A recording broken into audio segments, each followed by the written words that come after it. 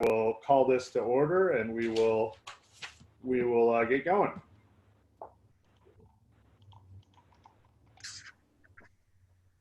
Okay, I see the recording.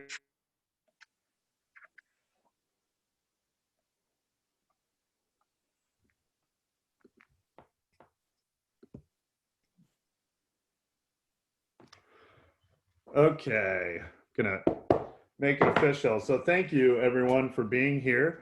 I'm gonna go ahead and call this session of the City of Sedro-Woolley Hearing Examiner to order. For the record, today is June 18th, 2020 at approximately 4 p.m.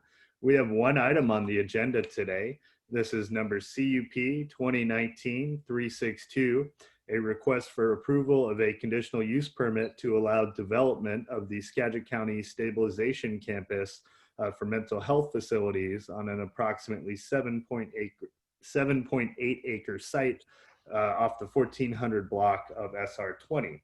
My name is Andrew Reeves. I'm a hearing examiner with Sound Law Center, and it will be my role today to collect evidence in the form of exhibits and testimony to determine whether this proposal would comply with the city's comprehensive plan, zoning ordinances, critical areas ordinances, and the specific criteria for approval of a conditional use permit under section 1756-060 of the municipal code. And in addition, because this has been classified as an essential public facility, also to ensure that it complies with section 17088100 of the municipal code. To that end, my office received several exhibits in advance of the hearing today that I had an opportunity to review. These include a staff report prepared by city staff, the application materials themselves, several reports of a technical nature, information on the notice that went out in relation to the application as well as today's hearing, information on the environmental review that occurred for this proposal, as well as comments that were received from various reviewing departments and agencies, and one public comment that was received as well. And then after the packet was mailed out, I believe I had a couple additional exhibits, but I will wait and ask city staff about those additional exhibits, and we'll make sure that they get exhibit numbers or letters. So if anyone has additional exhibits they'd like admitted into the record, let me know when it's your opportunity to testify, and I'll go ahead and address admitting additional exhibits at that time. All testimony today will be under oath or affirmation. That's because were my decision to be appealed under our state's Land Use Petition Act, the recording of today's hearing, as well as the admitted exhibits, would serve as the foundation for any such appeal. This is being video recorded, so all those that are participating either on call-in or via the Zoom app are agreeing to that. But just to be safe, I'm going to go ahead. If you happen to think that you might be called upon to testify, I would ask you right now to raise your hand. And I'm going to assume even those I can't see have their hands raised. And do you all swear or affirm to tell the truth in any testimony you give here today? All right, so everyone is sworn in. Thank you very much. So we won't have to repeat that multiple times. Finally, the sort of order that we're going to follow today is first I'm going to turn it over to city staff, planning staff, who will present an overview of the proposal and any additional information they feel that myself and members of the public should be aware of. Then it sounds like we'll turn it over to the applicant team, who will have at least one or possibly two members of their team that will present information. Then members of the public that are interested in testifying will have that opportunity. And if appropriate at the end, I'll turn it back to the applicant team and city staff to respond to any such public testimony. So that's the order that we're going to follow. It's a little challenging with these online meetings, but I will do my best to direct traffic. And when you are called upon to testify, you may have to unmute yourself. Just a heads up that is part of the procedure, but I will very clearly try to explain when I can hear people and when I can't. So I think we are ready to get started. And at this point, I will turn it to Catherine Ware on behalf of planning staff. Thank you. So the city of Sedro-Woolley received an application for the proposed Skagit County Stabilization Campus. The vacant property on which the facility is proposed is zoned mixed commercial.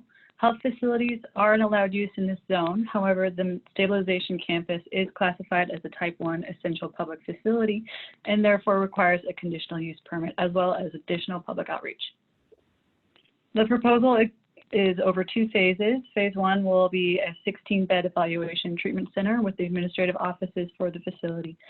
The necessary infrastructure improvements, including driveway, parking, utilities, stormwater, and landscaping, are also included as part of Phase 1.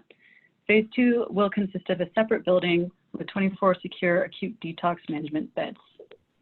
The city has reviewed the application against the criteria for conditional uses, Type 1 essential public facilities, development in the mixed commercial zone, as well as the standards for parking, design review, landscaping, critical areas, and conformance with the State Environmental Policy Act, and has found that the proposal as conditioned meets the city and state requirements and is therefore recommended for approval with conditions. John Coleman, Planning Director, will discuss the conditions. All right. So thank you, Catherine. This is John Coleman speaking now. We, on the staff report, starting at page 9, you'll see the recommended staff conditions for the secure the facility, we'll call it. Before I start talking specifically about the conditions, I want to point out that the BCRA, on behalf of the applicant, sent a letter to the city, which was forwarded to the hearing examiner and put on our website, requesting that the conditions be amended. So as I talk about conditions, I want to point out that there's the county has requested condition 2 and condition 3 be modified, and I'll talk about how in a moment. And then they also asked for changes to condition 5. And I'll try to. Mr. Coleman, I'm going to interrupt you for 1 second, okay? Yep. Okay, John, my question is, so I received several things, including an email in the last couple minutes, but one thing I received was a letter from the county supporting the proposal that had not initially been included. Do we want to first make that Exhibit R, as in Robert? If it is your pleasure, of course we may. Okay, and then why don't we make the letter from the applicant that you just referenced, why don't we make that Exhibit S as in Sam, and that was the letter requesting some alterations to the recommended conditions. Okay. And then why don't we make the letter I just received moments ago, Exhibit T as in Thomas.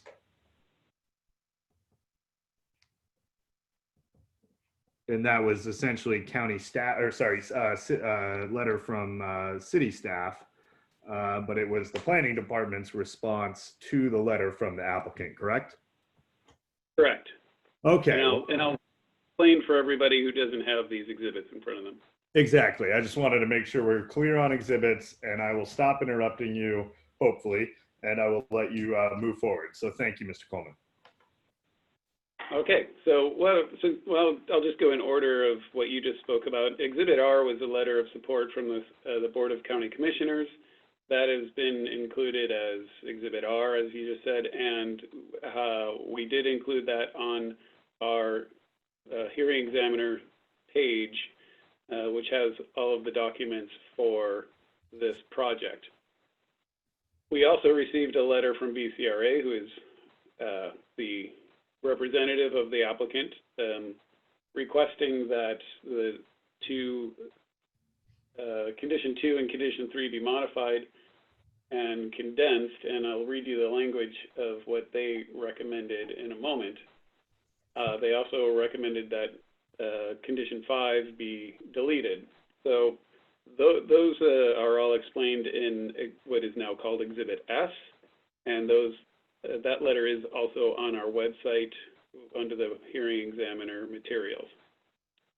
As you mentioned, I have just sent out an email a few moments ago with a staff response to the BCRA letter about the conditions, and I'll explain what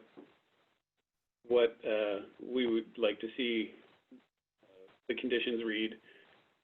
I emailed it to you so you could actually see it, and if we had the ability to put it up at some point on the screen, that would be fine. It's really just something you can have the ability to cut and paste from and see as we talk about these things. Okay, so condition 1 was that all development shall generally conform to the plans, date stamped, received October 21st, 2019. Those plans are in the packet with the staff report, and there's no concerns there. The second was a condition from that Sedro-Woolley Police and Fire shall not act as enforcement or treatment for patients. Facility must be staffed to support the level of care necessary for all patients accepted at the facility without reliance on the Sedro-Woolley Police or Fire Department for support or services other than those generally provided to all citizens, for example, emergency calls. The facility must provide staffing and level of service plan to the city for review and approval annually, no later than December 1st for the following year. So that was the condition 2. Condition 3 read, there shall be a written plan to address transportation for both new patients and released patients so as to prevent patients from walking in and out of the front doors. This plan and any future changes to this plan must be approved by the Sedro-Woolley Police Department. Those are the 2 conditions that the county had asked to be amended, and after reviewing what the county submitted, the city is comfortable with the revised language. So the revised language, as proposed by the county, for everybody that doesn't have this in front of you, I'll read that condition, the proposed language now.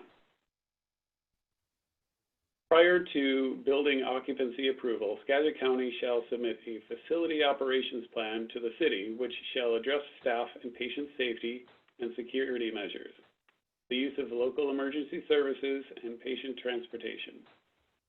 Skagit County, the facility operator, and the city of Sedro-Woolley will work in good faith to address any facility operation concerns as they arise. So as I said, that is the city's comfortable with replacing the original condition 2 and 3 with that language that I just read, which will make the bookkeeping a little difficult because now we've removed 2 and 3 and replaced it with I don't know, 2.0, I guess we can call it, edition 2.0.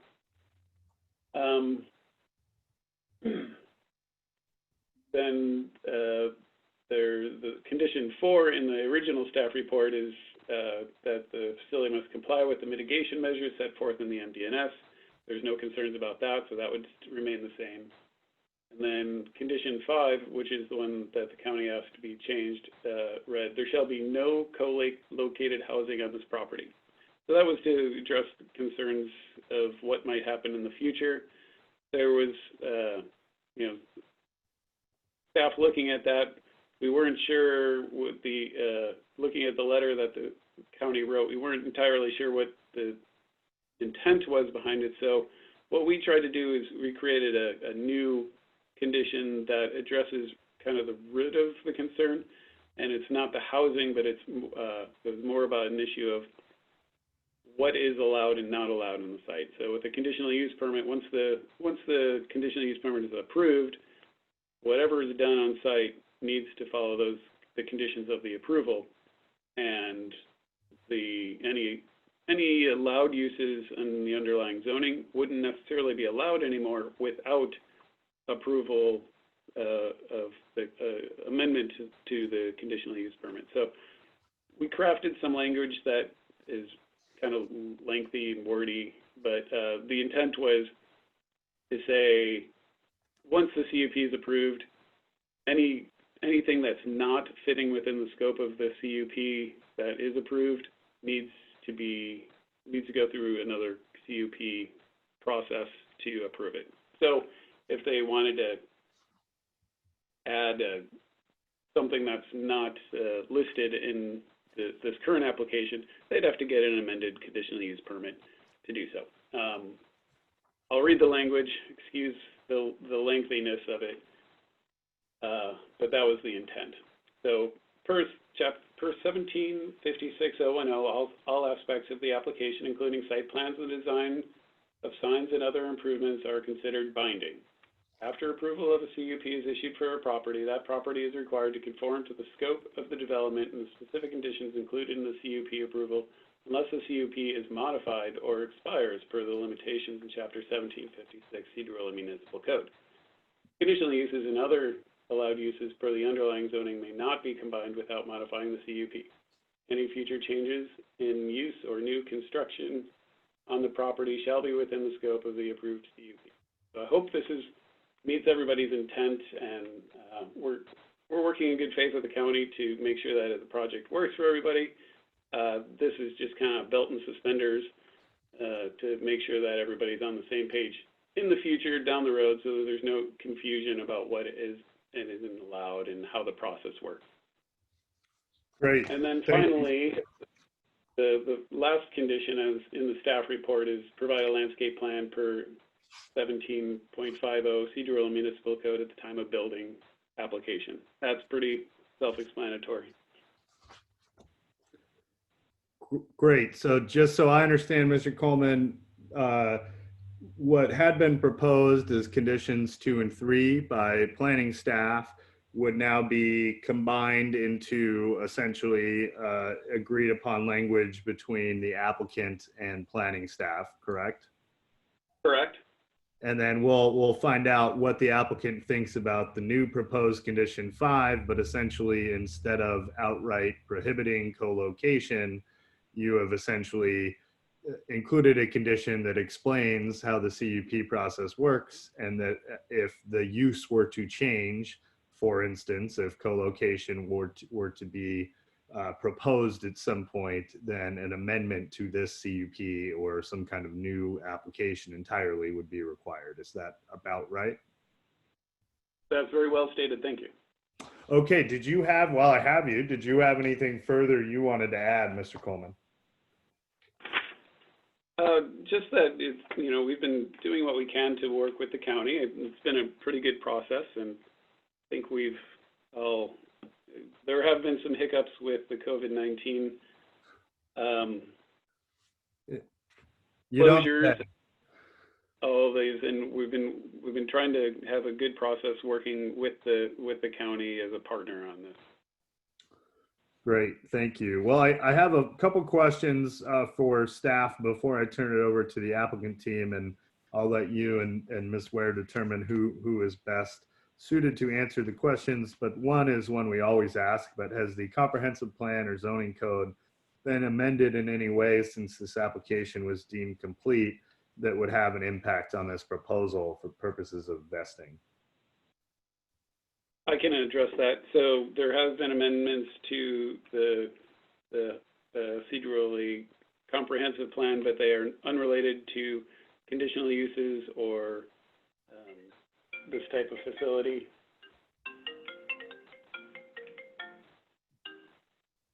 So wouldn't impact the proposal. Right. Excellent. And then let's see, we've already answered several other questions I had through our conversation already, but I guess I had one question, just trying to fully understand the plan to deal with what is variously called, Brickyard Creek, sometimes appears to be called the ditch. I just want to clarify, are these the same thing? Is there a drainage ditch along SR 20 that is Brickyard Creek, or are there two separate entities involved? Brickyard Creek is along the front of the property. Yep. There's no other water bodies or ditches or anything. If it's called a ditch, it kind of looks like a ditch there because it's been straightened and follows the edge of the street. But it indeed is a creek. Okay. So any reference in the materials to an existing ditch is in all likelihood referencing Brickyard Creek, Yes. which is being addressed, impacts to which are being addressed primarily through wetland mitigation banking. As stated in the report, yeah. Yeah, okay. Great. I think then those are the immediate questions that I had for city staff. So I think at this point, we'll turn it over to the applicant team. And I had two folks explicitly mention they were going to talk. I had Christine Phillips and I had Kayla Schote-Bressler. And I don't know if we can unmute them both. I'll let them determine who wants to go first.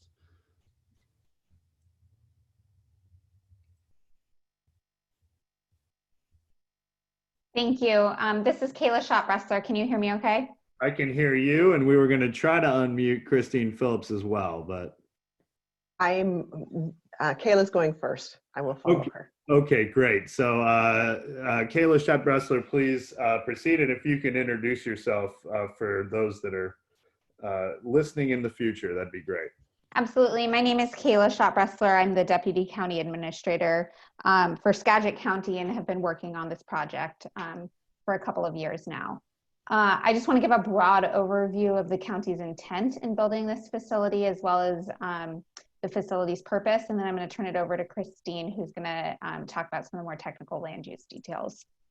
Okay. So this project was initiated by Skagit County in 2018 in coordination with the North Sound Behavioral Health Organization to identify options for relocating services currently in place at the North Cascades Gateway Center in the city of Sedro-Woolley. That's often referred to as the North Cascades Campus, Pioneer Center North, a number of different terms locally to refer to that area.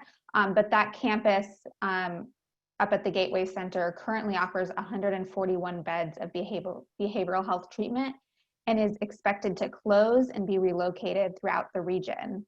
Downsizing to smaller facilities is a Washington State Healthcare Authority priority and the only way to meet community need given state funding and policy priorities. There is currently an evaluation and treatment center at the North Cascades Gateway campus that we are intending to relocate at the proposed site on Highway 20.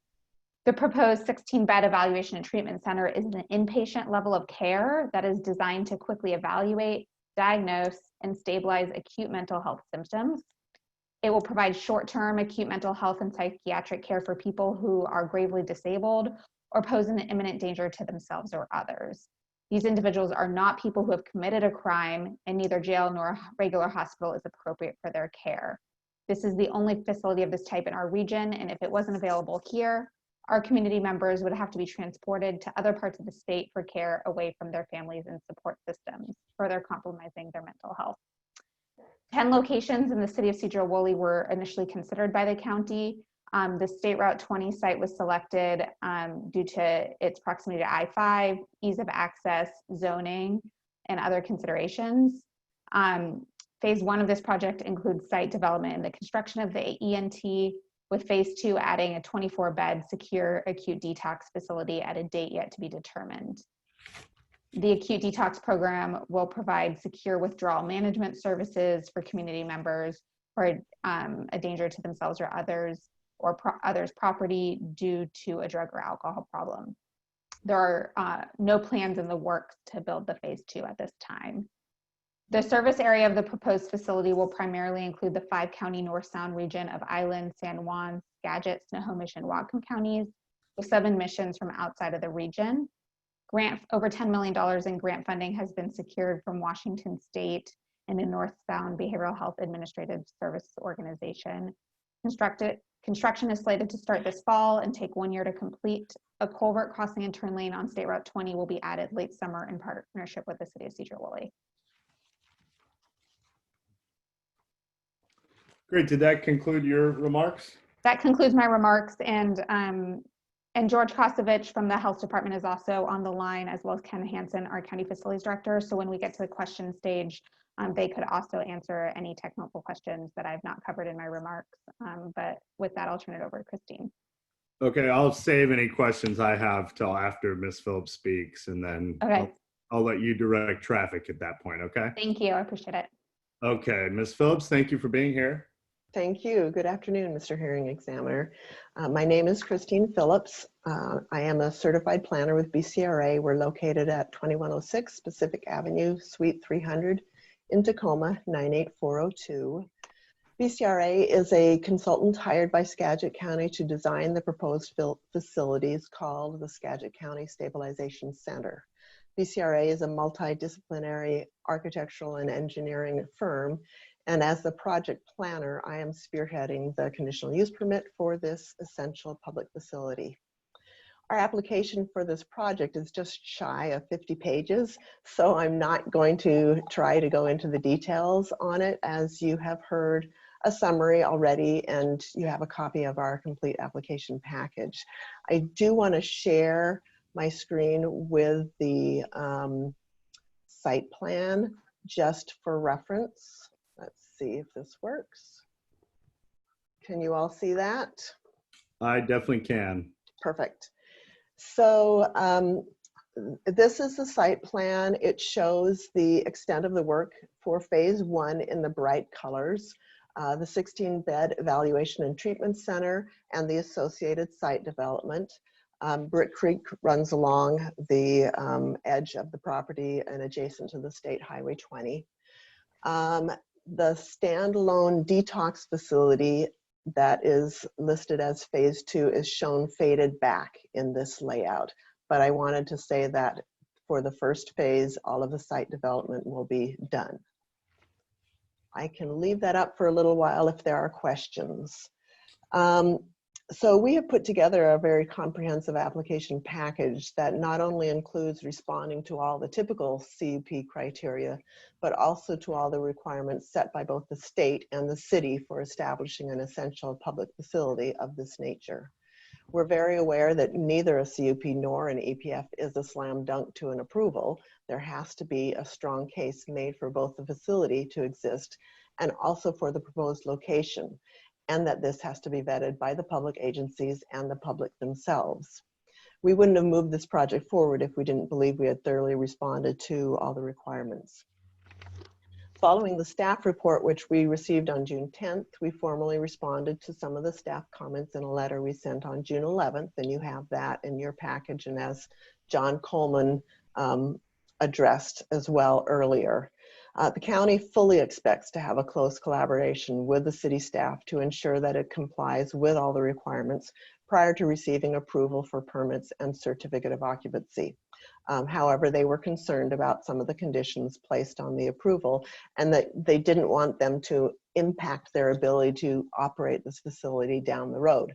So to that end, we respectfully request that you take our concerns under consideration in your review and decision. And while our team has also just received the revised city's conditions, it appears that those revisions are acceptable, but I would have to look to the county to say whether they find them workable. And I actually forwarded those on as they came to me. We have done our best in these admittedly strange times to get the word out and to make opportunities available for public comments. We hope that those who wish to speak today have been able to access this platform and will be allotted their time to do so. So if you have any questions at all on this project, we have the architects and the civil engineers from BCRA. We have representatives from the county available to respond to all questions, and we will field those questions as they come up to the right person. Thank you, Ms. Phillips. Just as an initial matter, the testimony just now was that the second phase involving the detox center, there's no plan in place. And I guess my only concern or question would be, often with a conditional use permit, there is a time frame or window in which development must occur before the permit lapses. I don't know off the top of my head if that's true in Sedro-Woolley. Perhaps John Coleman is actually, if we could hear from him momentarily to see if that could be an issue and if we need to think about how to word the conditions or include an additional condition, because we don't want to have to come back a second time, Right. just because of timing. And to the extent that the application and everything that's been submitted, accounts for and recognizes this future phase 2. Mhm. So maybe we can quickly hear from Mr. Coleman on what timing issues may exist. Mr. Coleman, are you there? Yeah. So in chapter 1756, which is the conditional use permit chapter, there's section 050, which talks about time limitations, which it states conditional use permits shall become void if substantial progress towards construction of improvements is not made within 2 years, or if the use has not commenced within 5 years, which periods may be extended by the hearing examiner for good cause. So that is a little bit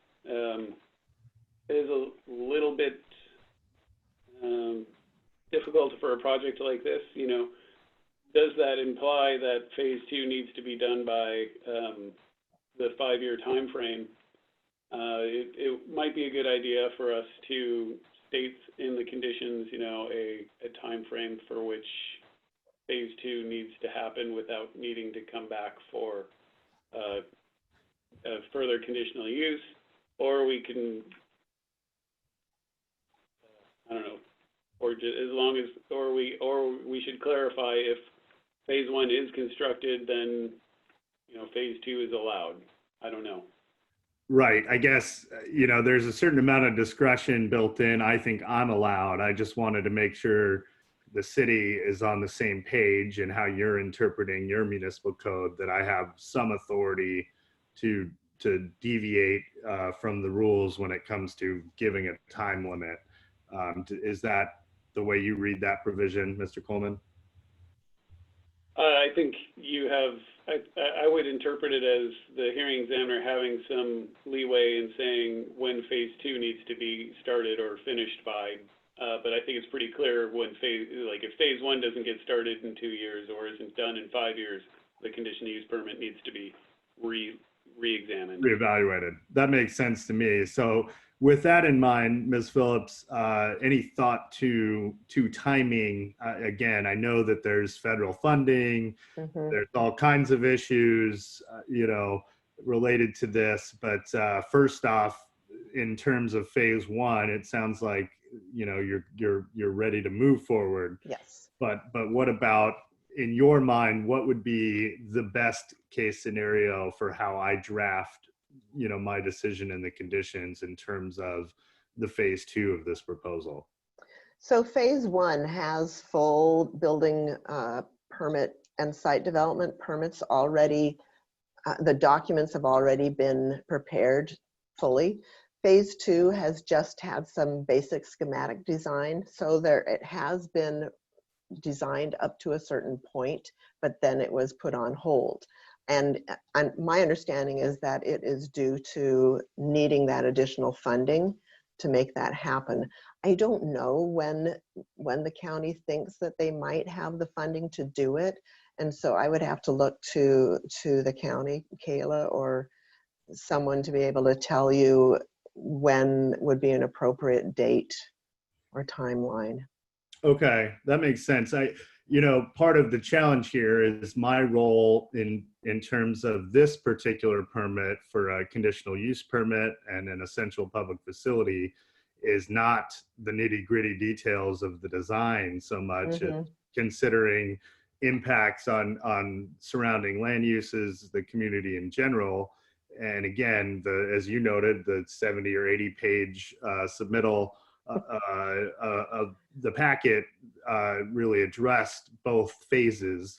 So right. In a way, I feel like my decision is really directed toward both phases, not just phase 1, but I'm trying to avoid complications down the road. So if we can unmute Ms. Schutt-Bressler again to see if she has any thoughts on that, or if she can direct us toward someone that might.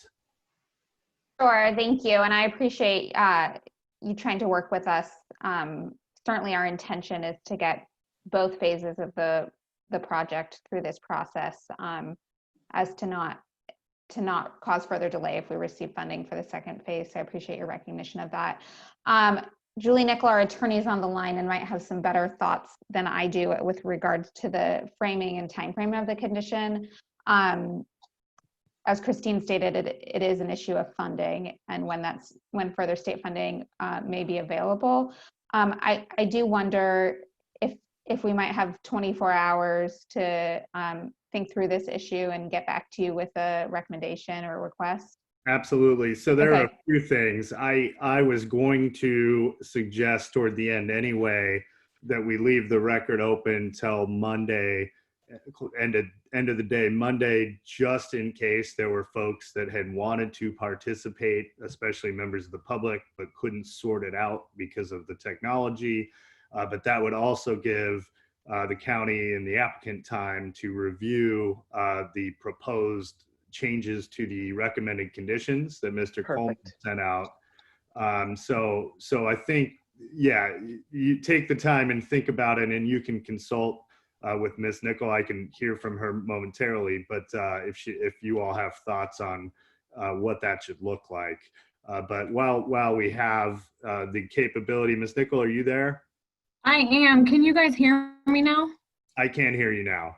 Oh, perfect. Sorry, I got a new laptop, and apparently when it's in its docking station, I can't use audio that way. So I apologize for my issues with my new technology. Yeah, we appreciate your offer to provide additional information, and end of the day Monday is perfect for us. We really appreciate the city's response on conditions 2 and 3, and we'll also have some additional thoughts with respect to condition 5. As stated in our staff, or our response to the staff report, we think the condition is unnecessary, and I think at this time we still stand by that condition, even based on the revisions, but we'd like to get our team together and have more time to formally respond in writing. And with respect to the timing issue with the conditional use permit, it was our understanding, of the code 1756-050 that it would be void if there weren't any substantial improvements for the project. And in our opinion, substantial improvements of phase 1 would be satisfactory. When I represent the county, it's usually if there's no progress on any construction on the site, then the permit would be void. So I don't think it necessarily needs to address the phasing of this project. It's that we've in good faith moved forward with the project, and that should be sufficient to void the project, or to not void the permit. So but we can provide some additional language for consideration in that additional response that you've provided additional time for. Sure. So if I understand your argument, Ms. Nickel, you're essentially saying that, based on the language in the code, we believe if we've moved forward, broke ground, have been, in good faith working for 2 years on phase 1, and that phase 1 is up and running within 5 years, we don't really need to come back when phase 2 is starting, because, the project's really essentially been moved forward and it's approved. Is that your basic argument? Yeah, perfect. Yes, you've nailed it. I get it. I don't know, I'll let the county, I'll let city staff determine if they agree with that particular interpretation, and both sides will have an opportunity to sort of present any additional argument if they want on that issue. And I'll have to interpret the code myself ultimately and make a decision, but I think I understand the argument. So thank you. Did you have anything further you wanted to add or argue, if you will, Ms. Nickel? No, not at this time. Thank you. Great. Thank you for being here. So then, Ms. Phillips, I think if we unshare your screen, that'll help me be able to direct traffic better, because I can see everybody. And let me make sure I didn't have any additional.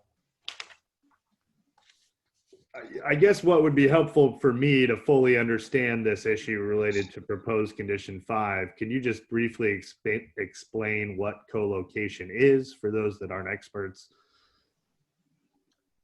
Are you asking me? Or you can direct it to someone you think would be best suited to answer that question. So according to the code, what is permitted right now would be housing on any level above a second floor, which is why it's referred to as co-location housing. At this point in time, the county has no plans to do any sort of housing, which is why we were saying why is it even under discussion? Because we understand that down the road, anything that we have to do and any further changes that are outside the scope of what we are proposing right now would require an additional permit review process, an additional land use process, probably before the hearing examiner again. So why even mention it at this point? Which is why we requested to have it taken off entirely. And am I wrong? I thought all these facilities, both phase 1 and 2, were designed to be 1 story. Yes, they are. So the co-location refers to housing on a story above the first floor. Yes. So that just, okay. So it's not part of the proposal at all. Okay. At this point in time. I think I get it. Great. Thank you. Did you have further thoughts you wanted to share, or did you have other folks you wanted to call on? Or another option was we could wait to hear from any interested members of the public and then bring in the applicants, whoever's the most appropriate expert to respond to any potential questions or comments from the public. At this point, we are just ready to answer any questions anyone may have. Okay. And Ms. Schupp-Bressler, does that make sense to you as well? Yes, that'd be great. Okay, so what I'm going to do at this point is go down and try to figure out members of the public that were interested. If you're on the Zoom app and you're able to and hit the raise hand button, that will very clearly indicate to me that you wanted to testify. But I did have a Richard Klum, I believe, that was interested. If we can unmute, if I can, I think he just was Richard, if I can find him. Richard, are you there?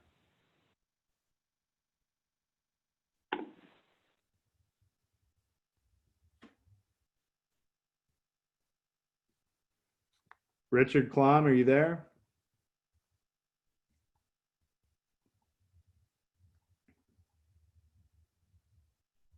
It shows that he's unmuted, but I'm not hearing anything.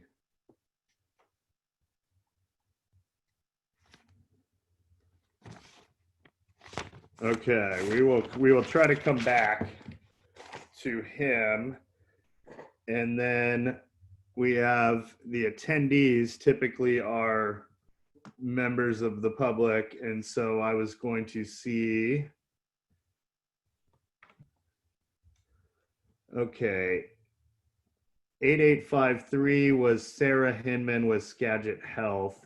And I believe she was only going to speak if called upon. But if that's wrong, why don't we try to unmute 8853?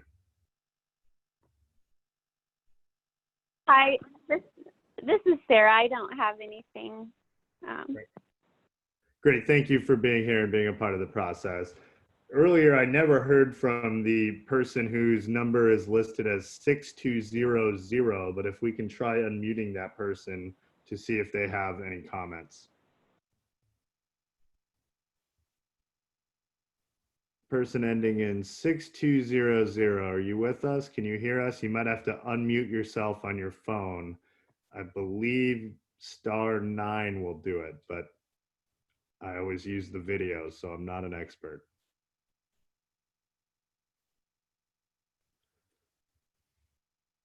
Okay, we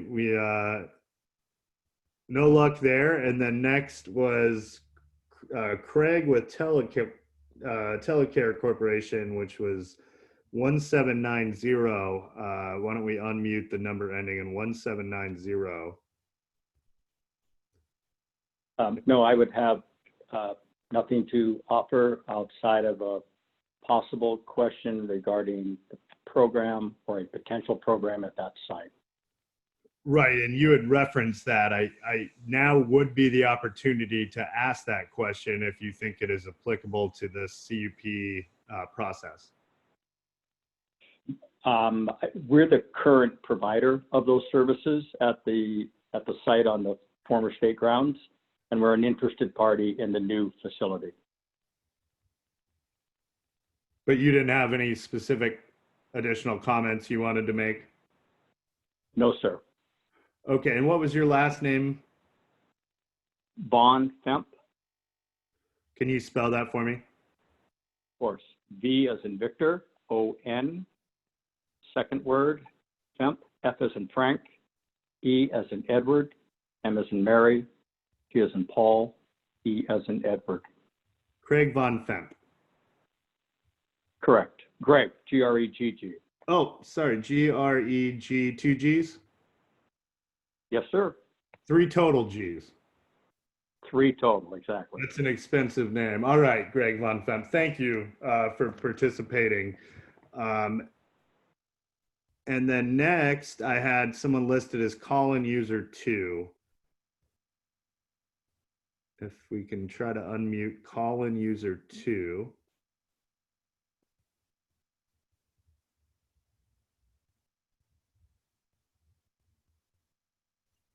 Silence thus far. Okay, next I have a Rivera 01. If we can try to unmute Rivera 01.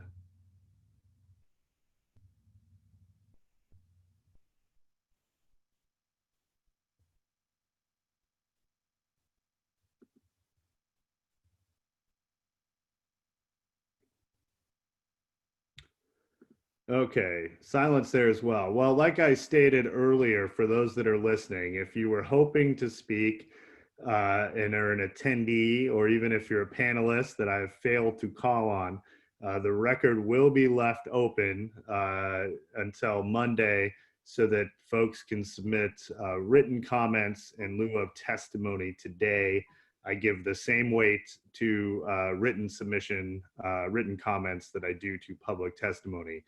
So I just want to be clear, if folks were having challenges with the technology, there is another way forward, because we certainly don't want to exclude anyone, especially on an essential public facility.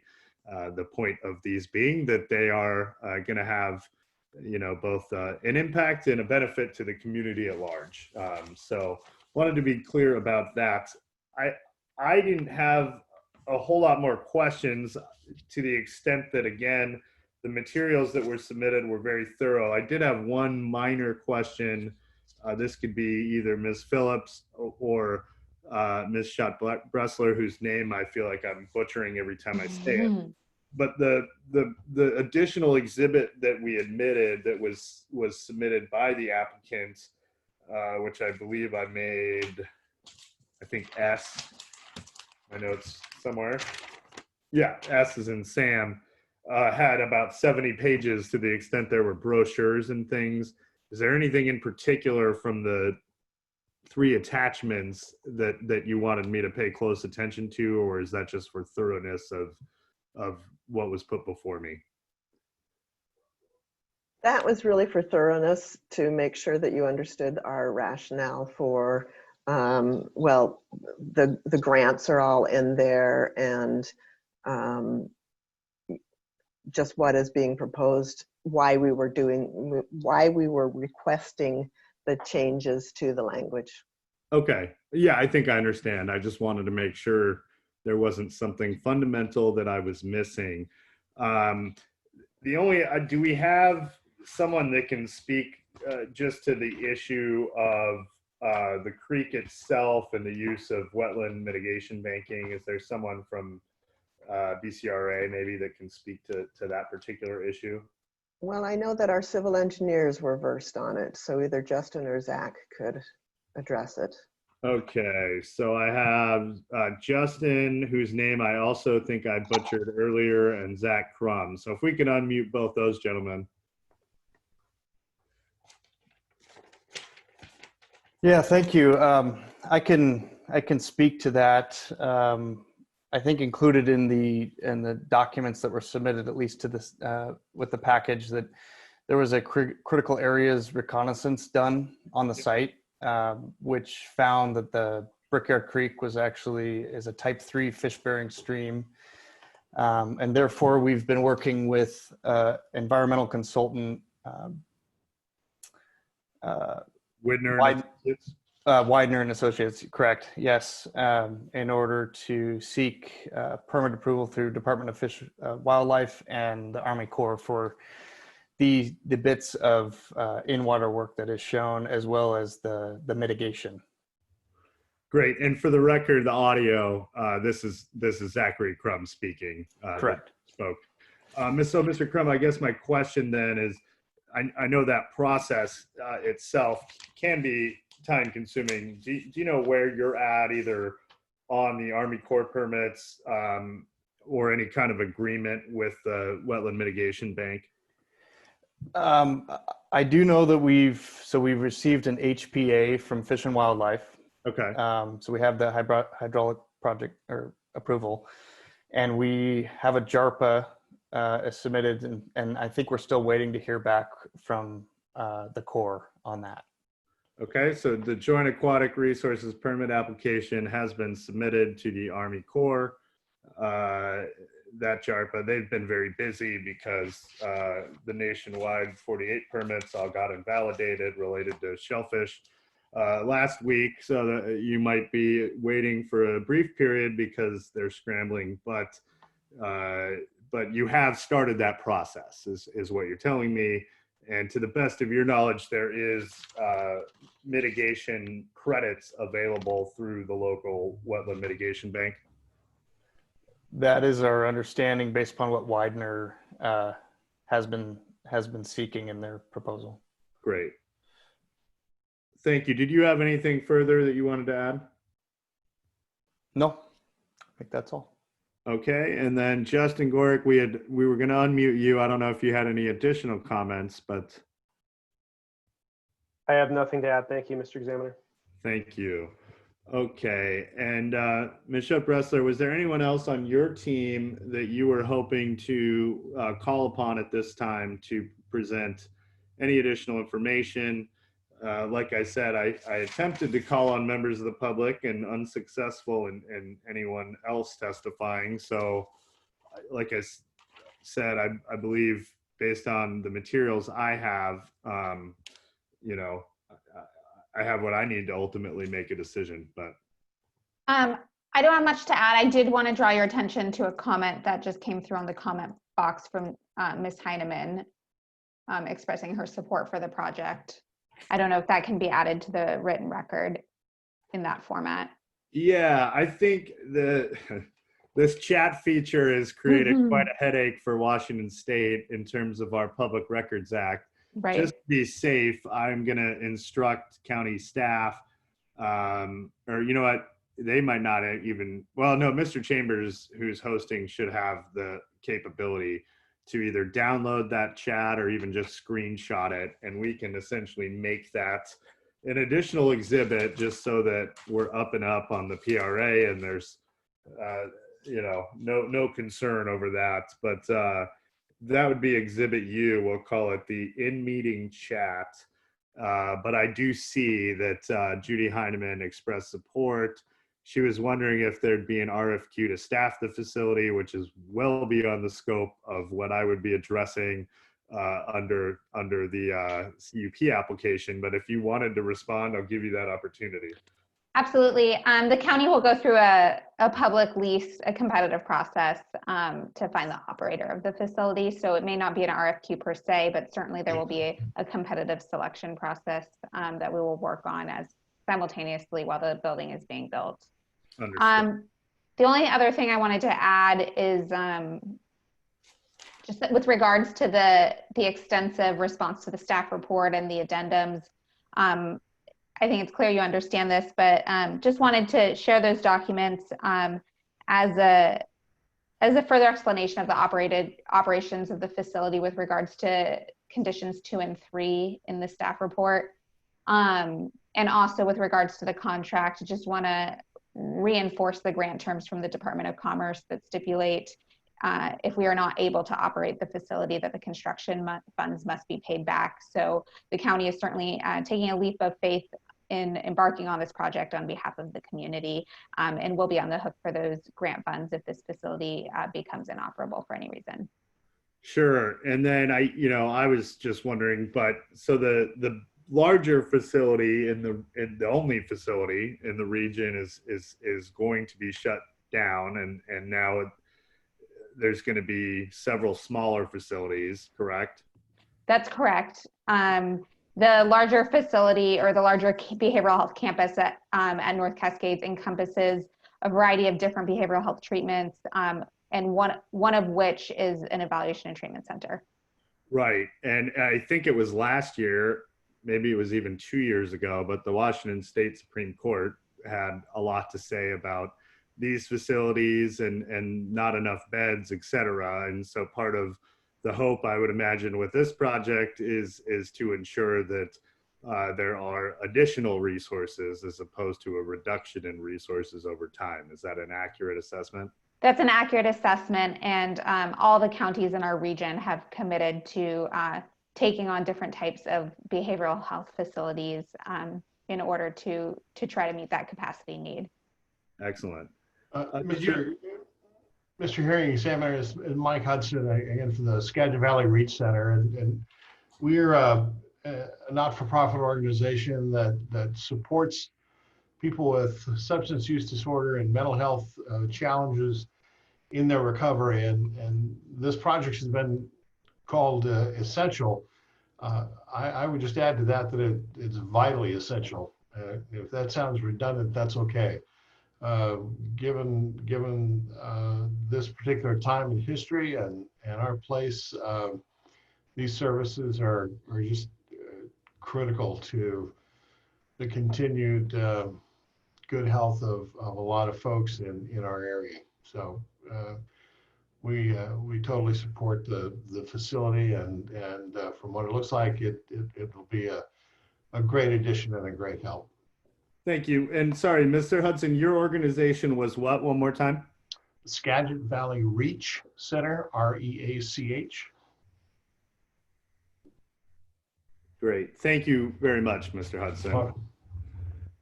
Okay.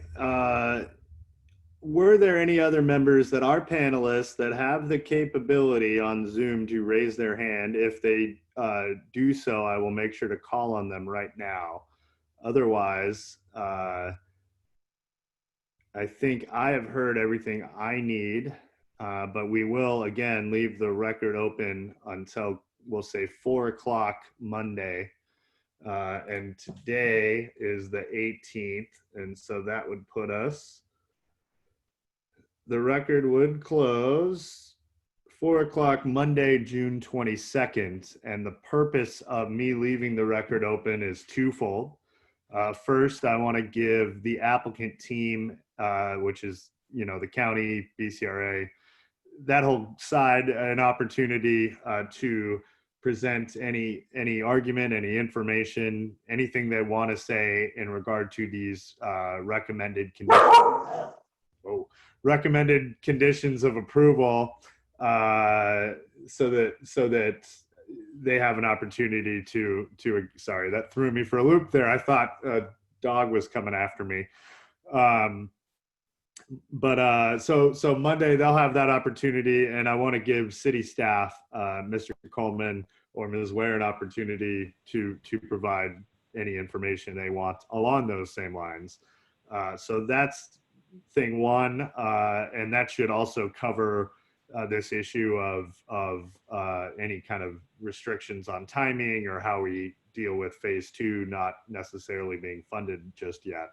So those should be addressed. And then in addition, if there were members of the community or even panelists that had intended on testifying but could not sort it out via technology, they should reach out to city staff, let them know, and then provide whatever testimony they had intended on providing in written form instead. So that would be my plan. Ms. Schott-Bressler and Ms. Phillips, does that make sense to the applicant team? Yes. Yes, it does. Okay, and then Mr. Coleman and Ms. Ware, does that make sense to city staff? Yes. Yes, and I'd like to further point out that any future submittals while the record is open should be directed to Catherine Weir, and we'll put her email up on the website. So we have one point to give it to everybody, and there's not any confusion in it, and make sure that it goes to the right place.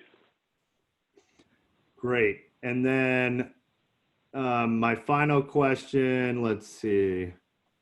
Mr. Chambers, are you able to download or take a screenshot of the chat feature to include as an additional exhibit for purposes of, the PRA, Public Records Act, or whatever?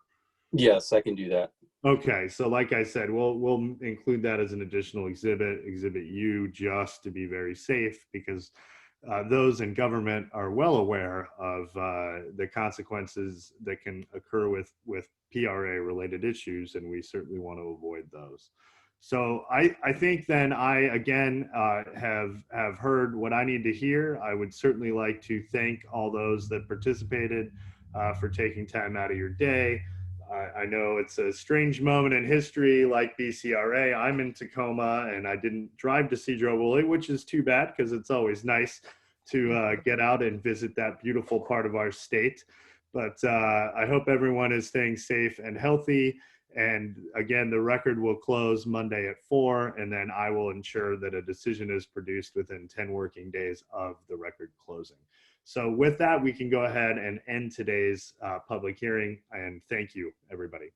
Thank you.